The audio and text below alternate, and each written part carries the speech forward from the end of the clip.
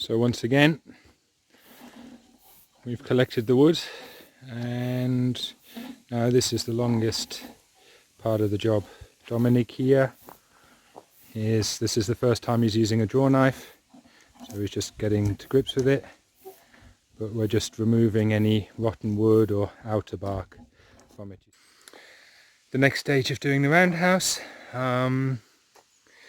Dominic and the other guys spent a lot of time collecting all the wood, preparing all the wood. We see it back here, it's nicely piled up for us. Now what we have to do is dig the foundations, go and get the black plastic, and start installing the walls of the roundhouse. So that's what we're going to be doing today in this video. So yeah, don't forget to like and subscribe, and we have other series going on at the moment. We're building our yurt as well. So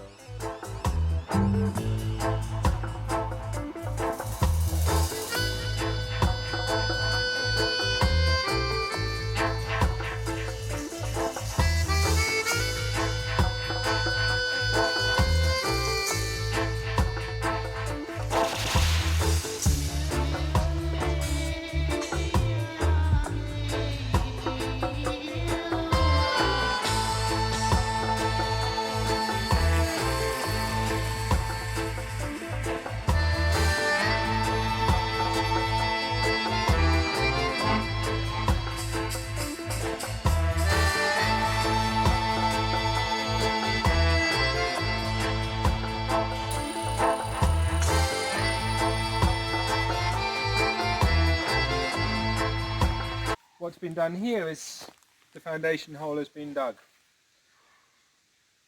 We take a measuring tape and we check that it's 50 centimeters. Okay, so basically what we're doing, we're dropping the poles in 40 centimeters, and we've got another 10 centimeters of space. We have gravel.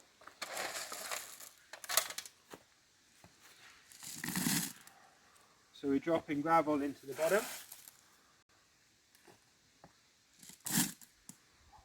And what this is doing is it's creating a space which is going to allow water to disappear and go into the land.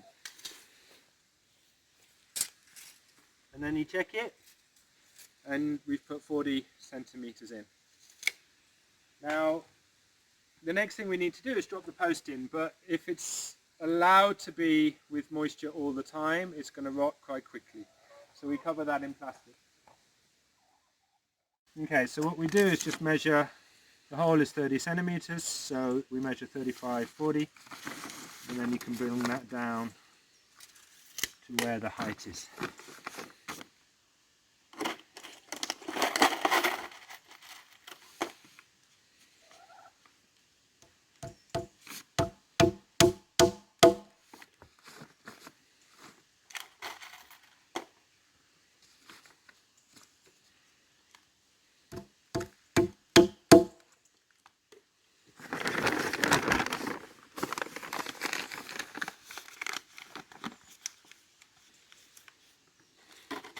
Now, this is not going to be 100% waterproof. If you want to do that, you need to use some sort of oil-based product.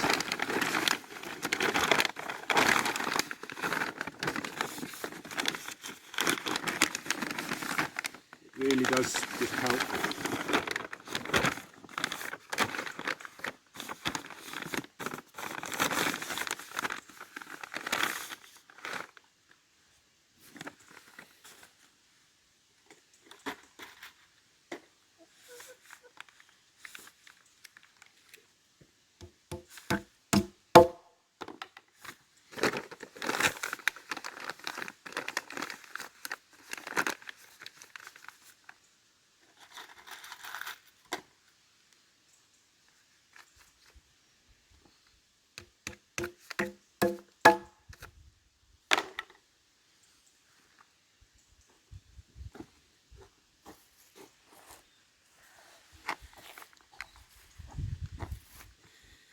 Okay, now ideally we'd be putting concrete foundations in place and keeping the wood 20 or 30 centimeters away from the floor. This will, you know, we leave them open to nature and they would be absolutely fine, but because we're not allowed to put foundations here because we're only allowed temporary buildings, this is a building without foundations. The hole is a bit small for the hole, but it'll go.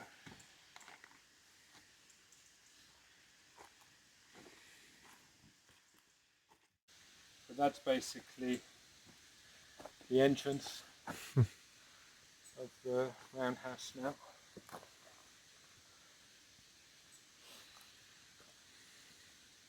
Okay, so we're going to do this on the rest of the 10, we're going to do this on the rest of the 10 holes, get them into the ground, and we will carry on working. Doing. Doing.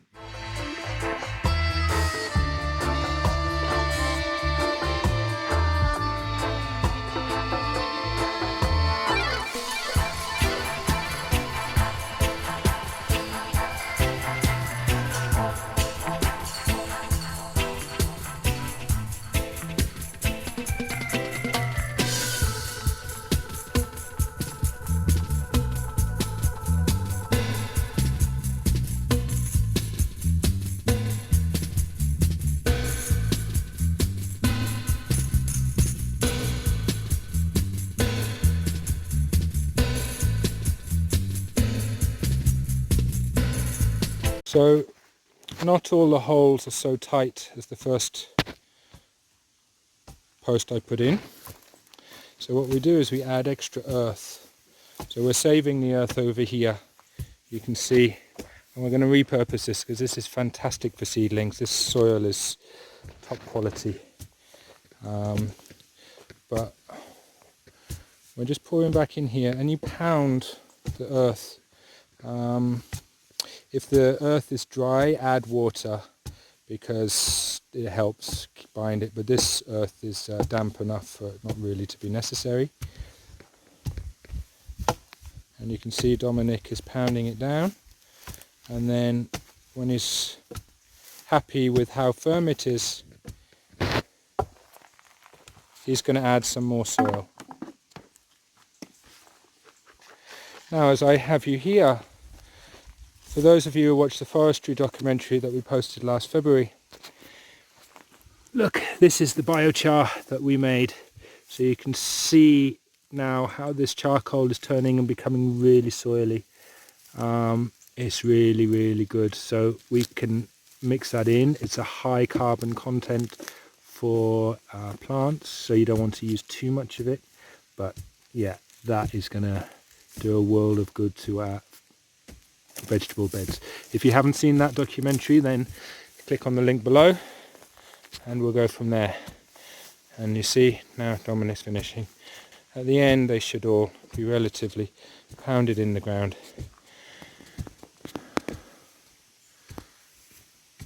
So we'll just continue with the build.